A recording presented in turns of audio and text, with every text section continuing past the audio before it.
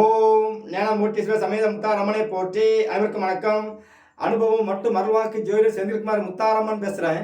இந்த பதிவில் 12 ராசியில் பிறந்த அன்பர்களுக்கு உங்களுடைய ராசி லக்கணப்படி 2ஆம் இடம் என்று சொல்லக்கூடிய ஸ்தானம் குடும்பஸ்தானம், வருமான ஸ்தானம், பொருளாதார ஸ்தானம், கல்வி ஸ்தானம், வாக்கு ஸ்தானம். இந்த ஸ்தானம் கெட்டு போயிருந்தால், பலம் இழந்திருந்தால், 6, 8 அதிபதிகள் தொடர்பில் இருந்தால் நல்லா செக் பண்ணி பாருங்க. இவங்களுக்கு வரக்கூடிய வருமானம் அப்படிங்கிறது குடும்பத்துக்கு பத்தாது. அதே சமயத்தில் திருமணம் ஆகாம தடை தாமத்தை நோக்கியே கொண்டு போகும். திருமணம் முடிஞ்சிட்டு அப்படின்னாச்சுன்னா திருமணம் முடிஞ்ச சில காலங்களில் பிரிவை நோக்கி நகர்த்தும். குடும்பத்தில் அடிக்கடி ஒட்டுமொத்த குடும்பத்திலே வாக்குவாதங்கள் உருவாகி கொண்டே இருக்கும். குடும்பத்தோட இந்த ஜாதகர் ஒன்றா இருக்காம தனிச்சு இருக்கணும் அப்படின்னு ஆசைப்படுவார். இந்த 2ஆம் இடம் கெட்டு போச்சு அப்படின்னாலே நீங்கள் எவ்வளவு சம்பாதிச்சாலும் அந்த வருமானம் அப்படிங்கிறது உங்களுடைய உணவுக்கும் உடுக்க உடைக்கும் பத்தாது. கடன் வாங்கி ஜீவனம் பண்ணக்கூடிய அமைப்பை நோக்கி நகரும். அப்போ 2ஆம் இடம் அப்படிங்கிறது ஒருத்தருக்கு வலுவாக இருக்க வேண்டும். வலுவாக இருந்தால் மட்டும்தான் நீங்கள் சம்பாதிக்கிற காசை கொண்டு வீட்டில் கொடுத்து அதை மிச்சம் பண்ணி குடும்பத்தில் நம்ம பிள்ளைகளுக்கும் நம்ம பிள்ளைகள் சொத்து சேர்க்கணும் அப்படிங்கிற ஒரு ஆசை அதில் தான் உருவாகும். ஆனால் 2ஆம் இடம் அப்படிங்கிறது பலம் இல்லாமல் இருந்தால் உங்களுக்கு குடும்பம் அமைந்தாலும் ஏண்டா இந்த குடும்பம் அமைஞ்சது, தேவையே இல்லாமல் குடும்பத்தை அமைச்சு படாத பாடுபடுறேன்னு சொல்றீங்களா, இதெல்லாம் இந்த அமைப்பு தான். அப்போ ஒருத்தருக்கு 2ஆம் இடம் என்று சொல்லக்கூடிய ஸ்தானம் வருமானத்திற்கு உண்டான ஸ்தானம். உங்கள் வருமானம் உங்கள் குடும்பத்திற்கு வருதா அல்லது ஒட்டுமொத்த கடனாக வெளிப்பக்கம் போகுதா? இல்லை வருமானம் நீங்கள் லட்சமாக சம்பாதிச்சு கொண்டு வர்றீங்க, அந்த குடும்பம் அந்த வருமானம் குடும்பத்தில் சரியான விதத்துக்கு பயன்படுத்தாமல் வெட்டியாக விரயமாயிட்டு இருக்கா அப்படிங்கிறது எல்லாமே கொடுக்கறதுக்கு உண்டான ஸ்தானம் தான் 2ஆம் இடம். அப்போ 2ஆம் இடம் அப்படிங்கிறது தெளிவாக சரியாக இருக்கும் பட்சத்தில் தான் இந்த ஜாதகருக்கு ஒரு நிம்மதியான ஒரு கௌரவமும் கிடைக்கும். ஏன்னா நல்லா சம்பாதிக்கிறாரு மனுஷன், குடும்பத்துக்கே செலவு பண்ணுறாரு, நல்லா குடும்பத்தை பார்த்துக்கிறாரு. அப்படிங்கும்போது சமுதாயத்தில் நல்ல பேர் கிடைக்கும். என்னத்தை சம்பாதிக்கிற மனுஷன் சம்பாதிச்சு கொண்டு வீட்டில் கொண்டு வரான், குடிச்சிட்டு ஒரே குடிச்சு அழிச்சு சீரழிச்சு என்னையும் அடித்து என் குடும்பத்தையும் உதச்சி என்னையும் பட்டினியாக போட்டு அவனும் பட்டினியாக கிடந்து இதெல்லாம் பார்த்தீங்கன்னா 2ஆம் இடம் கெட்டு போனவங்களுக்கு நடக்கக்கூடிய விஷயம். அப்போ இந்த 2ஆம் இடம் என்று சொல்லக்கூடிய ஸ்தானம் ரொம்ப ரொம்ப முக்கியமான ஒரு ஸ்தானம். இந்த ஸ்தானம் 6ஆம் அதிபதி, 8ஆம் அதிபதி, பாதகாதிபதி, மாரகாதிபதி தொடர்பு, பாவக்கிரகங்கள் பார்வை, சனி ராகு கேது சேர்க்கை, இந்த மாதிரி அமைப்பு உள்ள வந்துட்டு அப்படின்னாலே குடும்பத்தில் ஒரு போராட்டங்கள் இருந்து கொண்டே இருக்கும். வாழ்க்கையில் ஏண்டா இந்த குடும்பத்தை அமைச்சுக்கிட்டோம், இந்த வேலை நம்மளுக்கு தேவையா, அவங்ககிட்ட இவ்வளோ பேசி அந்த வருமானத்தை நம்ம கொண்டு வரணுமா அப்படின்னு நினைக்கிற அமைப்பெல்லாம் இருக்குது. அப்போ 2ஆம் இடம் பலமாக ஆகிறதுக்கு நீங்கள் செய்யக்கூடிய பரிகாரங்கள் என்ன, தெய்வ வழிபாடுகள் என்ன, எப்படி வழிபாடு செய்யும் பொழுது என்னென்ன பரிகாரங்கள் செய்யும் பொழுது 2ஆம் இடம் சார்ந்த விஷயத்துக்கு உண்டான நிவர்த்திகள் கிடைக்கும் அப்படிங்கிறத அடியேன் என் அன்னை முத்தாரம்மன் அருளால் உணர்ந்த விஷயத்த தெளிவாக கொடுக்குறேன். நண்பர்கள் வீடியோவை முழுமையாக பாருங்கள். பார்க்குற அன்பர்களுக்கு நான் சொல்கிற ரிக்வெஸ்ட் என்னன்னு கேட்டிங்கன்னா, பரிகாரத்தை தொடர்ச்சியாக கொஞ்ச நாள் செய்யுங்க. உங்கள் வாழ்க்கையில் உங்கள் குடும்பத்தில் நல்ல முன்னேற்றம் இருக்கும், நல்ல வருமானம் இருக்கும். நீங்கள் பேசுனீங்க அப்படின்னாச்சுன்னா 4 பேர் உட்கார்ந்து சொல்லப்பா நீ சொன்னால் சரியாக இருக்கும் அப்படின்னு கேட்குற அளவுக்கு இந்த பரிகாரம் சத்தியமாக சிறப்பாக செயல்படும். என்னென்ன பரிகாரங்கள் செய்யலாம், எப்படி செய்யலாம்? 2ஆம் இடம் என்று சொல்லக்கூடிய ஸ்தானம் பார்த்தீங்கன்னா குடும்பஸ்தானம். அந்த குடும்பஸ்தானத்தில் 6ஆம் அதிபதி தொடர்பில் இருந்தால் கண்டிப்பாக நீங்கள் கடன் வாங்கி தான் நீங்கள் சாப்பிடணும் அப்படிங்கிற நிலைமை கண்டிப்பாக இருக்கும். அப்படி இல்லைன்னா நீங்கள் கடன் வாங்கி நீங்கள் வெளிப்பக்கம் கடன் கொடுக்குற சூழல் உருவாகும். உங்கள் குடும்பம் கடனிலே தான் ஓடிக்கொண்டே இருக்கும், நிம்மதி இல்லாமல் இருக்கும். 6ஆம் இடங்கிறது பிரச்சனை அப்படிங்கும் போது கணவன் மனைவிக்குள்ள குடும்பத்தில் வாக்குவாதம். குடும்பம்னாச்சுன்னா நீங்கள் உங்கள் மனைவி, மக்கள், தாய், தகப்பன் மொத்த உருவத்தையும் எடுத்து பாருங்க. நீங்கள் என்ன பேசினாலும் சரி, மூட்டு இருடா வந்துட்டாங்க அந்த நியாயம் பேசுறதுக்கு, 10 பைசா சம்பாதிக்க வழி இல்லை, துப்பு இல்லை, இப்படிங்கிற வார்த்தைலாம் அதில் தான் வரும். ஏன்னா 6ஆம் இடம் அப்படிங்கிறது கடினமான வார்த்தையை பேசுறது, பிரச்சனையை கிளப்புறதுக்கு உண்டான இடம். அந்த ஸ்தானாதிபதி குடும்பஸ்தானத்தில் தொடர்பில் வரும் பொழுது உங்களுக்கு கடன், நீங்கள் சம்பாதிக்கிற காசு எல்லாமே வருமானம் எல்லாமே கடனுக்காகவே போய்கொண்டே இருக்கும். அப்போ என்ன ஆகும், நிம்மதி சுத்தமாக போயிடும். நீங்கள் தான் ரொம்ப கவனமாக இருக்க வேண்டும். உங்களுக்கு குடும்பத்தில் பிரச்சனைகள் அளவுக்கு அதிகமாக உருவாகும் போது நீங்கள் என்ன யோசிப்பீங்கன்னா, இந்த குடும்பமே வேண்டாம்ப்பா டிவோர்ஸ் பண்ணிக்கலாமான்னு யோசிப்பீங்கள்ல. இது போல் இருக்கிற அமைப்பில் நீங்கள் இல்லாமல் இருக்கணும்னா நீங்கள் செய்யக்கூடிய பரிகாரங்கள் என்ன? 6ஆம் இடம் என்று சொல்லக்கூடிய ஸ்தானம் பார்த்தீங்கன்னா உங்களுடைய கடன் ஸ்தானம். அந்த கடன் ஸ்தானாதிபதி குடும்பஸ்தானத்தோடு தொடர்பில் இருக்கும் பொழுது நீங்கள் வந்து கண்டிப்பாக உங்களுடைய குடும்பத்தில் வரக்கூடிய வருமானத்தை நீங்கள் அப்படியே உங்கள் குடும்பத்துக்காகவே நீங்கள் சேமிக்கணும் அப்படின்னாச்சுன்னா நீங்கள் செய்யக்கூடிய பரிகாரம் என்ன அப்படின்னு கேட்டிங்கன்னா, உங்களுடைய வருமானத்திலேருந்து வரக்கூடிய ஒரு சிறு தொகையை, அது ரூ. 5 இருக்கட்டும், ரூ. 500 இருக்கட்டும், 50,000 இருக்கட்டும், ரூ. 1 இருக்கட்டும், எவ்வளோ வருமானம் வருதோ அதில் வரக்கூடிய ஒரு சிறு தொகையை மாதம் மாதம் சேர்த்து வச்சு குலதெய்வம் கோவிலில் கொண்டு போய் உண்டியலில் போய் நீங்கள் போடும் பொழுது, குலதெய்வத்திற்கு நீங்கள் காணிக்கை கொடுக்கும் பொழுது உங்கள் குடும்பத்தில் இருக்கிற அந்த ஒட்டுமொத்த பிரச்சனைக்கு அங்கே நிவர்த்தி கிடைக்கும். இது ஒரு சின்ன பரிகாரம்.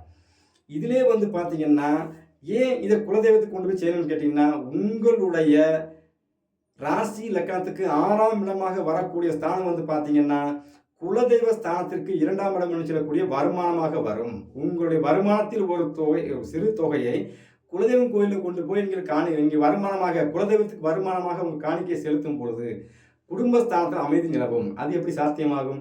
உங்கள் ராசி லக்கணத்திற்கு 2ஆம் இடம் சொல்லக்கூடிய ஸ்தானம் வந்து குடும்பஸ்தானம். அந்த குடும்பஸ்தானத்திற்கு குலதெய்வமாக செயல்படக்கூடிய ஸ்தானம் தான் உங்களுடைய ராசி லக்கணப்படி 6ஆம் இடமாக செயல்படும். அப்போ குலதெய்வ கடனை யார் ஒருவர் சரியாக செலுத்துகிறாங்களோ, சரியாக குலதெய்வத்துக்கு கொடுக்கக்கூடிய கடனை நேர்த்தி கடனை சரியாக செய்கிறாங்களோ, அவங்க வாழ்க்கையில் வந்து குடும்பத்தில் வந்து வருமானம் அப்படிங்கிற விஷயம் வந்து வெளியே போகாது. குடும்பம் அமைதியாக இருக்கும். சண்டை இல்லாமல் நார்மலாக அப்படியே குடும்பம் 10ஓட 11 போகாமல் 10ஓட 1ஆக வந்து கொண்டே இருக்கும். என்ன மாதிரி கொடுக்கலாம்? உங்களுடைய ராசி லக்கணப்படி 6ஆம் இடம் என்று சொல்லக்கூடிய கடன் ஸ்தானம், சரராசி என்று சொல்லக்கூடிய, சரிங்களா, மேசம். நல்லா கேட்டுக்குங்க, நான் சொல்லக்கூடிய அமைப்பு வந்து ரொம்ப துல்லியமான அமைப்பு. சரியாக நீங்கள் வந்து ஜாதகத்தை கூட பார்க்கணுங்கிற அவசியம் கிடையாது. இது அப்படியே முழுமையாக நீங்கள் பார்த்துட்டு நீங்களே பரிகாரம் செஞ்சுக்கலாம். அதுக்கு தான் தெளிவாக சொல்கிறேன். உங்களுடைய ராசி லக்கணப்படி 6ஆம் இடம் என்று சொல்லக்கூடிய ஸ்தானம் வந்து பார்த்தீங்கன்னா சரராசியாக வந்தால், அதாவது மேசம், கடகம், துலாம், மகரம், இந்த 4 ராசியும் சரராசி. அதே சமயத்தில் வந்து பார்த்தீங்கன்னா மெட்டல் சம்பந்தப்பட்ட ராசி. அப்போ உங்களுடைய குலதெய்வ கடனுக்கு உண்டான அமைப்பு என்ன அப்படின்னு கேட்டிங்கன்னா, வருமானம் என்று சொல்லக்கூடிய காயின், ₹1 ₹2 காயின் வருதுல்ல, இதெல்லாம் மெட்டல் சம்பந்தப்பட்டது. காசு என்றம், பணம் என்றம் பார்த்தீங்கன்னா இதெல்லாம் மெட்டல் சம்பந்தப்பட்டது. அப்போ உங்களுடைய வருமானத்தை நீங்கள் கோவிலில் காணிக்க கொடுப்பதும், அதே சமயத்தில் உங்களுடைய குலதெய்வம் கோவிலுக்கு வந்து வருமானத்தில் ஒரு பகுதியை எடுத்து வச்சு கோவிலில் வந்து பூசை போடுறதுக்கு உண்டான மெட்டல் பொருட்கள், சூடம் காமிக்கிற தட்டு, சாம்பிராணி கரண்டி, குலதெய்வத்திற்கு உண்டான கிரீடங்கள், சூலாயுதம், வேலாயுதங்கள், ஆயுதங்கள் சம்பந்தப்பட்ட மெட்டல் பொருட்களை நீங்கள் காணிக்கையாக வாங்கி கொடுக்கலாம். கொடுக்கும் பொழுது அங்கே குலதெய்வத்திற்கு உண்டான கண் அங்கே நிவர்த்தி செய்யப்படும். இது சரராசி சம்பந்தப்பட்டவங்களுக்கு. ஸ்திரம் சம்பந்தப்பட்ட அமைப்பு வந்து 6ஆம் இடமாக வந்தால், அதாவது ரிஷபம், சிம்மம், விருச்சகம், கும்பம், இந்த 4 ராசியும் யார் ஒருவருக்கு 6ஆம் இடம் என்று சொல்லக்கூடிய கடன் ஸ்தானமாக வருதோ, நீங்கள் வந்து பார்த்தீங்கன்னா என்ன பரிகாரம் செய்யலாம்னு கேட்டிங்கன்னா, இந்த ராசி வந்து பார்த்தீங்கன்னா ஸ்திரம், அதாவது உயிர் உள்ள, இடம் விட்டு இடம் நகராத மரம், செடி, கொடிகளை குறிக்கிறதுக்குண்டான அமைப்பு. நிலத்தில் விளையக்கூடிய மரம், நிலத்தில் விளையக்கூடிய உணவுகள், அதாவது அரிசி, பருப்பு, காய்கறி, உணவு வகைகள், பூக்கள், மரம், செடி, கொடி சொல்கிறோம்ல, இந்த இதில் வந்து பூக்கக்கூடிய, காய்க்கக்கூடிய உணவு சம்பந்தப்பட்ட பொருட்களை நீங்கள் வந்து உங்கள் குலதெய்வம் கோவிலுக்கு நீங்கள் காணிக்கையாக கொடுக்கலாம். குலதெய்வம் கோவிலில் போய் அந்த குலதெய்வத்திற்கு வந்து நீங்கள் வந்து பூச்செடி வைக்கிறது, மரம், செடி, கொடி வைக்கிறது, கோவிலை சுற்றி பராமரிக்கிறதுக்காக பூச்செடி, காய்கறி செடி சம்பந்தப்பட்ட விஷயங்கள், பூச்செடி, மரஞ்செடிகள் வைக்கிறோம்ல, இதெல்லாம் வைப்பது உங்களுக்கு வந்து மிகப்பெரிய யோகம். அதுதான் உங்களுடைய பரிகாரம், அதுதான் உங்களுடைய கடன்.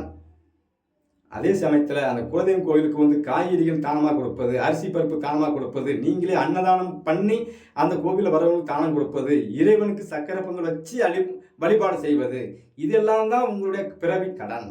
இந்த கடனை யார் ஒருவர் சரியாக செஞ்சுட்டு வர்றாங்களோ இவங்க வாழ்க்கையில் இருக்கக்கூடிய பிரச்சனை அப்படியே, குடும்பத்தில் பிரச்சனை அப்படி அடியோடு நிவர்த்தி ஆகும். ஏன்னா இது ஸ்திரம் சம்பந்தப்பட்ட அமைப்பு. சில பேருக்கு வந்து நிலங்கள் நிறைய வச்சுருப்பாங்க, ஒரே பிரச்சனையாக இருக்கும். அதில் வந்து பார்த்தீங்கன்னா குலதெய்வத்துக்கு சொல்லி ஒரு 4 சென்ட் இடத்தை எழுதி கொடுப்பது, நிலம் சம்பந்தப்பட்ட விஷயங்கள், அதாவது பூமி சம்பந்தப்பட்ட அமைப்பு, இது போன்ற விஷயத்தை நீ குலதெய்வத்துக்கு காணிக்கையாக கொடுக்கும்போது குடும்ப வாழ்க்கையில் இருக்க பிரச்சனை, குடும்பஸ்தானத்துக்கு உண்டான 2ஆம் இடம் சம்பந்தப்பட்ட அனைத்து தோஷமும் அடிபட்டு போகும். அடுத்து வந்து பார்த்தீங்கன்னா யார் ஒருவர் ஜாதகத்தில் வந்து பார்த்தீங்கன்னா மிதுனம், கன்னி, தனுசு, மீனம், இந்த 4 ராசியும் 6ஆவது ராசி என்று சொல்லக்கூடிய கடன் ராசியாக வருதோ, நீங்கள் செய்யக்கூடிய பரிகாரங்கள் என்ன? இது எல்லாமே உங்கள் லக்கணத்துக்கு 6ஆம் இடம் என்று சொல்லக்கூடிய ஸ்தானம், குடும்பஸ்தானம் என்று சொல்லக்கூடிய ஸ்தானத்துக்கு வந்து இது எல்லாமே குலதெய்வமாகவே வேலை செய்யும். குடும்பஸ்தானத்திற்கு அதிர்ஷ்டமாக வேலை செய்யும். குலதெய்வ ஸ்தானத்துக்கு 5ஆம் இடமாக வேலை செய்யும். உங்களுடைய குலதெய்வ கடனை நீங்கள் இப்படித்தான் நிவர்த்தி பண்ண முடியும். எல்லாரும் எல்லா பரிகாரம் செஞ்சு ஜெயிக்க முடியாது. உங்களுடைய கர்மா என்ன? நீங்கள் என்ன அமைப்பு பிறந்திருக்கிறீங்க? நீங்கள் வாங்கினது வரம் என்ன? இதை வச்சு தான் நீங்கள் பரிகாரம் எடுக்க முடியும். அப்போ மிதுனம், கன்னி, தனுசு, மீனம் ராசி 6வது ராசி என்று சொல்லக்கூடிய ராசியாக வரும் அன்பர்களுக்கு குடும்பஸ்தானத்திற்கு இந்த குடும்பஸ்தானத்தை கணக்கு பண்ணீங்கன்னா இந்த ராசி வந்து பார்த்தீங்கன்னா 5ஆம் இடமாக குலதெய்வமாக வேலை செய்யும். உங்களுடைய கடன் என்ன அப்படின்னு கேட்டிங்கன்னா, நீங்கள் வந்து உயிர் உள்ள ஜீவன், இடம் விட்டு இடம் நகரக்கூடிய ஜீவன் என்று சொல்லக்கூடிய, சரிங்களா, ஆடு மாடு போன்ற பொருட்களை கோவிலில் தானம் கொடுப்பது. ஆடு மாடு கோழி இது எல்லாமே கோவில் தானம் கொடுப்போம்ல, இந்த மாதிரி தானம் கொடுப்பது. சில கோவில்களில் வந்து பார்த்தீங்கன்னா இந்த ஆடு கோழிலாம் பலி கொடுக்குறாங்கல்ல, இது போன்ற பரிகாரங்களை வந்து நீங்கள் தான் கரெக்டாக செஞ்சுக்கிட்டே இருக்கணும், துல்லியமாக செய்யணும். நீங்கள் விட்டுட்டீங்கன்னா உங்களுக்கு பிரயோஜனப்படாது. அப்போ சரியாக யார் ஒருவர் கோவிலுக்கு வந்து குலதெய்வம் கோயிலில் வந்து கிடா வெட்டி பொங்கல் வச்சு வழிபாடு செஞ்சுட்டு வந்துட்டு இருக்கிறாங்களோ, அதுவும் தனுசு சாரி மிதுனம், கன்னி, தனுசு, மீனம் இந்த 4 ராசியும் 6வது ராசியாக வரும் நண்பர்களுக்கு துல்லியமாக இந்த பரிகாரங்கள் வேலை செய்யும். அதே சமயத்தில் உங்கள் உடலில் உள்ள ஒரு உயிருள்ள பொருளை நீங்கள் தானம் கொடுக்க வேண்டும். என்ன பொருள்? உயிருள்ள பொருள். உடலில் எல்லாம் நம்மளே ஒரு உயிர் தான் அப்பா, நீங்கள் என்ன கொடுக்கறது? உங்கள் உடலில் வந்து வெட்ட சரிங்களா வளரக்கூடிய பொருள் என்ன அப்படின்னு கேட்டிங்கன்னா தலைமுடி என்று சொல்லக்கூடிய விஷயம். நீங்கள் கரெக்டாக குலதெய்வம் கோயிலில் போய் கரெக்டாக முடிகாணிக்க கொடுக்க உங்கள் வாழ்க்கை ஜெயிச்சுக்கிட்டே இருக்கும். குடும்பஸ்தானத்தில் பிரச்சனையே வராது, வருமானம் கடனாக போகாது, வருமானம் வீட்டுக்குள்ளே வரும், உங்கள் வாக்கு சிறப்பாக இருக்கும், ஜெயிச்சுக்கிட்டே இருப்பீங்க. இந்த அமைப்பு வந்து பொதுவாகவே ஒரு விஷயம். தனுசு மீனம், அதாவது மிதுனம், கன்னி, தனுசு, மீனம் இந்த ராசியில் வந்து 6வது ராசியில் வர்றவங்க இந்த அமைப்பு நீங்கள் செய்யும்போது, அதாவது குலதெய்வம் கோயிலில் போய் தலைமுடியை காணிக்க கொடுப்பது, கோவிலுக்கு வந்து ஆடு மாடு போன்ற உங்கள் வீட்டில் வளரக்கூடிய விலங்குகளை வந்து கோவிலில் தானம் கொடுப்பது, அதே சமயம் கிடா வெட்டி பொங்கல் வைப்பது, இது எல்லாமே உங்களுக்கு மிகப்பெரிய யோகம். இதுதான் உங்களுடைய கர்ம கடன், குலதெய்வ கடன், உங்கள் குடும்ப ஸ்தானத்திற்கு உண்டான கர்ம கடன் இதுதான். இதை சரியாக செஞ்சீங்கன்னா வாழ்க்கையில் வந்து பிரச்சனையே கிடையாது, குடும்பம் பெரியாது. எல்லா விஷயத்துக்கும் திருமணம் ஆகலையா, திருமணம் முடிஞ்சிடும், குடும்பம் அமையலையா, அமைஞ்சிடும், குடும்பம் பிரிஞ்சு போச்சா, குடும்பம் ஒன்று சேர்ந்துடும், கடன் நிறைய அவங்க வாங்கிட்டீங்களா வெளியே, அதுலேருந்து நீங்கள் ஈஸியாக வெளியே வந்துடலாம். இதுதான் உங்கள் பரிகாரம். இதையும் தாண்டி ஒரு பரிகாரம் சொல்லிடுறேன். யார் ஒருவர் ஜாதகத்தில் வந்து குரு பகவான் என்று சொல்லக்கூடிய ஒரு கிரகம் மிதுனம், கன்னி, தனுசு, மீனம் இந்த 4 ராசியில் இருந்தால் இவங்க வந்து அடிக்கடி நீங்கள் வந்து இஷ்ட தெய்வம் குலதெய்வம் கோயிலில் போய் உங்கள் ஜாதகப்படி ஆய்வு பண்ணி சரியாக முடிக்காணிக்கு கொடுத்துட்டு வந்துக்கிட்டே இருங்க. உங்கள் வாழ்க்கையில் பிரச்சனை அப்படிங்கிறது ஒரு நாளும் வராது, வாழ்நாள் முழுவதுமே வராது. குடும்பத்தில், வருமானத்தில், சரிங்களா, உங்கள் வாக்கில், உங்களுடைய எந்த விஷயத்திலும் பிரச்சனையே வராது, அட்டகாசமாக வேலை செய்யும். சரிங்களா, இது ஒரு கணக்கு. அடுத்து வந்து பார்த்தீங்கன்னா இப்போ வந்து குடும்பஸ்தானத்துக்கு உண்டான கடனை சொல்லிட்டோம். குடும்பஸ்தானத்தில் உண்டான பெரும் கடன் ஒன்று இருக்குல்ல, 50,000 சம்பாதிச்சிட்டு இருப்பாங்க. 50,000 சம்பாதிச்சு வீட்டுக்கு கொண்டு வந்தவொடனே அதை வட்டிக்கு கொடுத்துட்டு மறுபடியும் ஒரு கடன் அடைக்கிறதுக்கு வட்டி வாங்கிட்டு இருப்பாங்க. வட்டிக்கு மேல் வட்டி வாங்குறது பெருங்கடன். அப்போது இந்த குடும்பஸ்தானத்திற்கு பெரும் வருமானத்தை கொடுக்கறதுக்கு உண்டான ஸ்தானம் அப்படின்னு ஒன்று வேணும்ல, அது வந்து பார்த்தீங்கன்னா 8ஆம் இடம். அது வந்து சரியாக செயல்படும் போது குடும்பஸ்தானத்திற்கு மிகப்பெரிய பொருளாதாரத்தை கொடுக்கும். அந்த 8ஆம் இடம் என்று சொல்லக்கூடிய ஸ்தானம் வந்து சரியாக வேலை செய்யலை அப்படிங்கும்போது பெரும் கடனை உருவாக்கும், குடும்பத்திற்காக உருவாக்கும்.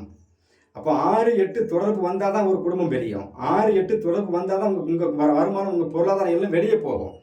அந்த பொருளாதாரம் வெளியே போகாமல் அடுத்தவங்களுக்கு நீங்கள் வட்டியை கொடுக்குறீங்களா, நீங்கள் அடுத்தவங்களுக்கு உங்கள் வருமானத்தை வட்டியாக கொடுக்குறீங்களா, அடுத்தவங்களுக்கு உங்களுடைய பொருளாதாரத்தை வந்து வீட்டில் இருக்கிற பொருள்களை விற்று நீங்கள் வட்டியாக கட்டுறீங்களா, இல்லை நீங்கள் வருமானத்தை சேமித்து அதை ஒரு ஆளுக்கு வட்டிக்கு கொடுத்து அவங்களோட வட்டி வாங்கி நீங்கள் சாப்பிட்றீங்களா, அப்படி போய்க்கிறதுக்கு உண்டான ஸ்தானம் 6, 8. குடும்பஸ்தானத்திற்கு 8ஆம் இடமாக வேலை செய்யக்கூடிய ஸ்தானம் எது அப்படின்னு கேட்டிங்கன்னா, நீங்கள் இஷ்டப்பட்டு வணங்கக்கூடிய தெய்வஸ்தானம் என்று சொல்லக்கூடிய 9ஆம் இடம். உங்களுக்கு தான் அது 9ஆம் இடம். குடும்பஸ்தானம் என்று சொல்லக்கூடிய ஸ்தானத்திற்கு வந்து பார்த்தீங்கன்னா அது 8ஆம் இடம் என்று சொல்லக்கூடிய பெரும் கடனை குறிக்கிறதுக்கு உண்டான ஸ்தானம். அதே சமயத்தில் பெரும் பணத்தை குறிக்கிறதுக்கு உண்டான ஸ்தானம். பெரிய பெரிய பெரிய பெரிய பெரிய அதிர்ஷ்டங்களை கோடி கோடியாக கொட்டக்கூடிய ஸ்தானமும் அதே ஸ்தானம் தான். அப்போ யார் ஒருவர் இஷ்ட தெய்வ கடனை தெளிவாக அடைக்கிறாங்களோ, இஷ்ட தெய்வத்துக்கு கொடுக்கக்கூடிய வருமானம் காணிக்கையை சரியாக கொண்டு செலுத்துறீங்களோ, இவங்க வாழ்க்கையில் வந்து பார்த்தீங்கன்னா குடும்பத்தில் வந்து பொருளாதார கஷ்டமே இருக்காது, குடும்பத்தில் சண்டையும் இருக்காது, குடும்பம் பெரியவும் செய்யாது. உங்களுடைய வருமானம் வந்து பார்த்தீங்கன்னா நீடித்த ஆயுளாக வந்து கொண்டே இருக்கும்.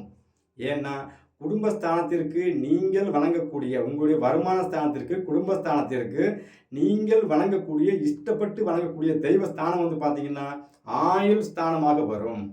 உங்களுடைய குடும்பத்தில் உள்ள அனைவர்கிட்டையும் நீங்கள் சந்தோஷமாக ஆயுள் முழுவதும் இருக்கிறீங்களா? உங்கள் வருமானம் அப்படிங்கிற நிரந்தரமாக ஆயுள் முழுவதும் வருமா?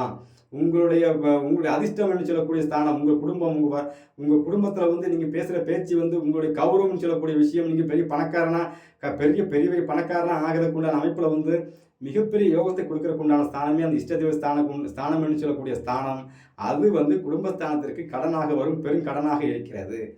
யார் ஒருவர் இஷ்ட தெய்வத்திற்கு கொடுக்கக்கூடிய கடனை நேர்த்தி கடனை சரியாக அடைக்கிறாங்களோ அவங்க வாழ்க்கை செஞ்சுக்கிட்டே இருப்பாங்க. குடும்பத்தில் பிரச்சனையே இருக்காது. பெரிய பெரிய பணம் கொட்டிக்கிட்டே இருக்கும். கோவிலுக்கு போவாங்க, போயிட்டு வருவாங்க, லாபங்கள் கொட்டிக்கிட்டே இருக்கும். இதெல்லாம் எப்படின்னா இஷ்ட தெய்வத்திற்கு நீங்கள் செய்யக்கூடிய கடனை சரியாக செய்யும் பொழுது அது அங்கு மாறும். எப்படி மாறும்? குலதெய்வ ஸ்தானத்திற்கு குடும்பஸ்தானத்திற்கு 9ஆம் இடம் என்று சொல்லக்கூடிய ஸ்தானம் வந்து பார்த்தீங்கன்னா பாக்கியஸ்தானம். அதாவது நீங்கள் வணங்குறது 9ஆம் இடம் என்று சொல்லக்கூடிய இஷ்ட தெய்வ ஸ்தானம். அந்த குடும்பஸ்தானத்திற்கு ஒரு 9ஆம் இடம் பாக்கியமாக வேலை செய்யக்கூடிய ஸ்தானம் எதுன்னு கேட்டிங்கன்னா உங்களுடைய கர்மஸ்தானம். உங்களுக்கு 10ஆம் இடமாக கர்மமாக வேலை செய்யக்கூடிய ஸ்தானம் குடும்பஸ்தானத்திற்கு பாக்கியமாக வேலை செய்யும். கர்மம்னா என்ன? இறந்தவங்களுக்கு நம்ம என்ன பண்ணுவோம்? கர்மம் பண்ணுறோம், முடி காணிக்க கொடுக்குறோம்.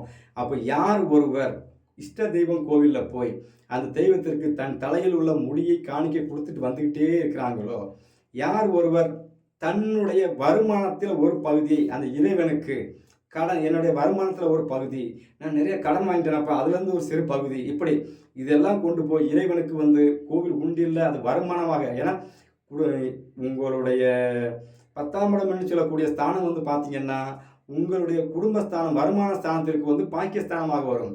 அந்த பாக்கியஸ்தானத்திற்கு வந்து உங்களுடைய உழைப்பு, சொந்த தொழிலில் வரக்கூடிய லாபம், கர்மம், இதை கொண்டு நீங்கள் கோவிலில் கொண்டு காணிக்கையாக கொடுக்கும் பொழுது, இறைவன் சன்னிதானத்தில் வந்து இறைவனுக்கு காணிக்கை கொடுக்கும் பொழுது, அன்னதானங்கள் செய்யும் பொழுது, உங்கள் உழைப்பில் ஒரு பகுதியை கர்மாயம் சொல்லக்கூடிய விஷயத்தை வந்து இறைவனுக்கு நீங்கள் காணிக்கை கொடுக்கும்போது அங்கே வந்து பார்த்தீங்கன்னா குடும்பஸ்தானத்துக்கு அது பாக்கியமாக யோகமாக செயல்படும். அங்கே உங்களுடைய கர்மா அங்கே கழிக்கப்படும். தெளிவாக இந்த பரிகாரத்தை யார் செஞ்சுட்டு வந்துட்டு இருக்கிறாங்களோ அவங்க வாழ்க்கையில் வந்து பார்த்தீங்கன்னா ஒரு நாளும் குடும்பத்தில் பிரச்சனையே இருக்காது, பிரிவு இருக்காது. 2ஆம் இடம் சார்ந்த விஷயத்தில் வந்து உங்களுக்கு வாழ்நாளே தொல்லை இருக்காது. திருமணம் முடியாமல் இருக்கிறவங்க கூட இந்த பரிகாரம் செய்யும் பொழுது திருமணம் முடிஞ்சு குடும்பம் அமைஞ்சி வருமானம் வந்து குடும்பம் ஒற்றுமையாக போகிற அளவுக்கு. இந்த பையனை நேற்று வரை கல்யாணம் முடியாமல் சும்மா ஜாலியாக சுற்றிட்டு இருந்தான், என்ன பண்ணாலும் தெரியலையாப்பா, திடீர்னு கல்யாணம் முடிஞ்சிட்டான் பாரு, நல்லா வாழ்ந்துருக்கானப்பா, பையன் நல்லா இருக்கணும் அப்படின்னு 4 பேர் வாழ்த்துற மாதிரி அந்த 2ஆம் இடம் செயல்படும் இந்த பரிகாரத்தை செய்துட்டு வரும் பொழுது. அப்போ இஷ்ட தெய்வத்திற்கு நீங்கள் கொடுக்கக்கூடிய கடன் என்ன? உங்களுடைய சொந்த உழைப்பில் உங்களுடைய நீங்கள் ஜீவனம் பண்ணுவதற்கு எவ்வளோ சம்பாதிக்கிறீங்களோ அதுலேருந்து வரக்கூடிய ஒரு சிறு தொகையை காணிக்கையாக எடுத்து இஷ்ட தெய்வம் கோவிலுக்கு வந்து ஒரு 6 மாதம் வருஷம் ஒரு தடவை கொண்டு போய் கோவிலில் கொண்டு போய் நீங்கள் காணிக்கை கொடுப்பது. அந்த காணிக்கை வந்து நிறையா சேர்ந்துட்டு அப்படின்னாச்சுன்னா அதில் வர்ற காசை கொண்டு போய் இறைவனுக்கு வந்து நீங்கள் அந்த கோவிலில் வர்றவங்களுக்கு அன்னதானங்கள் கொடுப்பது. ஏன்னா அது 2ஆம் இடம் உங்களுடைய இஷ்ட தெய்வம் ஸ்தானம்னு சொல்லக்கூடிய ஸ்தானத்துக்கு அது 2ஆம் இடமாக வரும். அதாவது குடும்பஸ்தானம்னு சொல்லக்கூடிய ஸ்தானத்திற்கு அது கடன், சரிங்களா? அந்த கடன் ஸ்தானத்துக்கு அது பாக்கியமாக வரும், உங்களுக்கு அது கர்மமாக கழியும், குடும்பஸ்தானத்துக்கு பாக்கியமாக செயல்படும். இந்த பரிகாரத்தை யார் ஒருவர் தெளிவாக செஞ்சுட்டு வந்துட்டு இருக்கிறாங்களோ இவங்க வாழ்க்கையில் வந்து குடும்பத்தில் பிரச்சனையே இருக்காது. சரி, ஆணாக இருந்தால் மொட்டை போட்டு வழிபாடு செய்யலாம், சிறப்பு. பெண்ணாக இருந்தால் உங்களுக்கு இந்த அமைப்பு இருக்குது, குடும்பம் இருக்குது, குடும்பம் பிரச்சனையாக போயிட்டு இருக்குது, உங்கள் உழைப்பு வெளியே போகுது, நீங்கள் சம்பாதிச்சு காசு மிச்சம் இல்லை, குடும்பத்தில் உங்களுக்கு நிம்மதி இல்லை, குடும்பத்தில் வந்து ஒரே கசப்பாக இருக்குது, உங்களுக்கு நிம்மதி இல்லாமல் கசகசப்பாக போயிட்டு இருக்குது, நிம்மதியே இல்லையே அப்படிங்கிறவங்க வந்து இந்த பரிகாரத்தை செய்யலாம். பூமுடி கொடுத்துட்டு வந்துக்கிட்டே இருங்க இஷ்டதெய்வம் கோயிலில். கொடுத்துட்டு அந்த நேரத்தில் உங்கள் பாக்கெட்டில் இருக்க காசை உண்டியலில் கோயில் போடலாம். இல்லை நீங்கள் வேலைக்கு போகிறீங்க, உங்கள் கையில் காசு நிறையா கை நிறைய சம்பாதிக்கிறீங்கன்னா அதுலேருந்து வரக்கூடிய ஒரு சிறு தொகையை இஷ்ட தெய்வத்திற்கு ஒரு உண்டியில் எடுத்து போட்டு வச்சு அதை கொண்டு போய் நீங்கள் உண்டியில் கொண்டு காணிக்கை செலுத்திட்டு அப்படியே பூமுடி கொடுத்துட்டு இறைவனை வழிபாடு செய்து வந்தால் உங்கள் ஒட்டுமொத்த கர்மாவும் அங்கே கருவறுக்கப்படும். உங்கள் குடும்பஸ்தானத்தில் இருக்க ஒட்டுமொத்த பிரச்சனையும் நிவர்த்தி ஆகும். 2ஆம் இடம் சிறப்பாக செயல்படும். 2ஆம் இடம் சிறப்பாக செயல்பட்டு அப்படின்னாலே உங்கள் வாழ்க்கையில் உங்கள் குடும்பம் இந்த சமுதாயத்தில் நம்மளும் ஒரு லட்சரியான ஒரு வாழ்க்கை வாழ்கிறோம் அப்படிங்கிற ஒரு அமைப்பு இருக்கும். அப்போ 2ஆம் இடங்கிறது குடும்பம். குடும்பம்னா என்ன? நீங்களும் கணவன் மனைவி மட்டும் இருந்தால் குடும்பம் இல்லை, 2 பிள்ளைகள், தாய் தகப்பன், அண்ணன் தம்பி இந்த குடும்பத்தோடு வாழக்கூடிய சூழலை வந்து அந்த கிரகங்கள் வந்து இருக்கக்கூடிய நீங்கள் கடனை கழிக்கும் பொழுது அந்த பிரச்சனைன்னு சொல்லக்கூடிய விஷயம் உள்ளே வராது. ஏன்னா நீங்கள் கடனை கழிச்சிட்டீங்க. இறைவன் உங்களுக்கு வந்து மிகுந்த யோகத்தை கொடுத்து கொண்டே இருப்பான். இது சமீபத்தில் என் அண்ணன் எனக்கு உணர்த்திய ஒரு சின்ன பரிகாரம். இதை தொடர்ச்சியாக செஞ்சுட்டு வர்றவங்க வாழ்க்கையில் கண்டிப்பாக செய்வாங்க. நல்லா யோசிச்சு பார்த்துக்குங்க. குடும்பம் அமைதியாக இருக்கிறவங்க, குடும்பத்தில் வந்து வருமானம் கடனாக வெளியே போகாமல் இவங்க சம்பாதிக்கிற காசை வந்து மிச்சம் பிடிக்கிறவங்க, உங்கள் 4 பேருக்கு மதிக்கிற அளவுக்கு வாழ்ந்துட்டு இருப்பாங்க பார்த்தீங்களா? இவங்கெல்லாம் பாருங்கள், நான் மேற்படி சொன்ன விஷயங்களை கரெக்டாக வருஷம் ஏதோ ஒரு ரூபத்தில் வந்து செஞ்சுக்கிட்டே இருப்பாங்க. அவங்கள அறியாமலே அது நடந்து கொண்டே இருக்கும். யார் ஒருவர் சரியாக செய்யலையோ, ஆல்ரெடி இந்த வீடியோ பார்க்குறவங்க யோசிச்சு பாருங்க. யார் உங்களாம் கடனில் இருக்கீங்களா? நான் சொன்ன இந்த விஷயத்தை நீ செஞ்சிருக்க மாட்டீங்க. அவ்வளோதான். சரிங்களா? எல்லோருக்கும் என் தாய் முத்தாரம்மன் அருள் பரிபூரணமாக கிடைக்கட்டும். நன்றி. வணக்கம்.